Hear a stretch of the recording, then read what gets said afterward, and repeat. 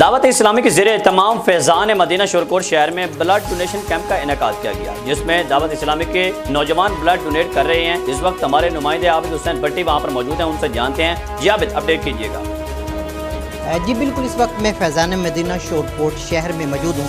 دعوت اسلامی شورکوٹ کے زیر اہتمام آج تھیلیسیمیا اور دیگر مریضوں کے لیے بلڈ کیمپ کا انعقاد کیا گیا ہے۔ اس وقت ہمارے ساتھ غلام سرور اتاری صاحب موجود ہیں۔ آئیے ان سے بات کرتے ہیں۔ جی، یہ آپ نے کس لیے لگایا ہے اور اس کا مشن کیا ہے اور آپ کیا چاہتے ہیں؟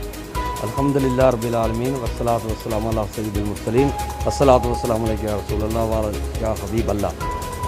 الحمدللہ ہمارے شیخ طریقت امیر اہل سنت بانی دعوت اسلامی حضرت علامہ ابو البلال محمد ریاض اتار قادری دامت برکاتہم عالیہ کی اپیل پر پاکستان بھر میں الحمدللہ جو تھیلیسیمیا کے مریض ہیں ان کے لیے کیمپس لگائے گئے ہیں۔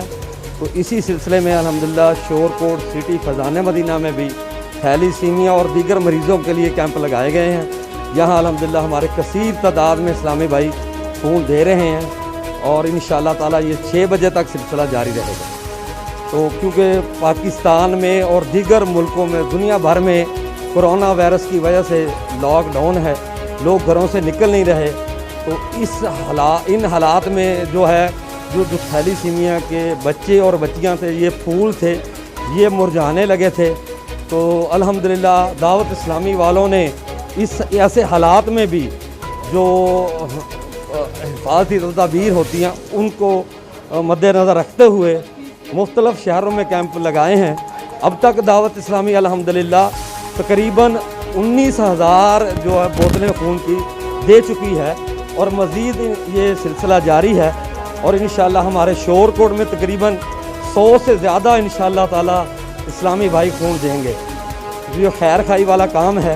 اسی طرح دعوت اسلامی الحمدللہ گھر گھر راشن اور پیسے پہنچا رہی ہے، اور تقریباً 26 لاکھ کا ہدف ہے یہ، اور انشاءاللہ تعالی یہ انشاءاللہ دعوت اسلامی ویلفیئر کے تحت یہ خون عطیہ کرنے والا سلسلہ انشاءاللہ تا حیات جاری رہے گا۔ یہ صرف لاک ڈاؤن کے نہیں، انشاءاللہ۔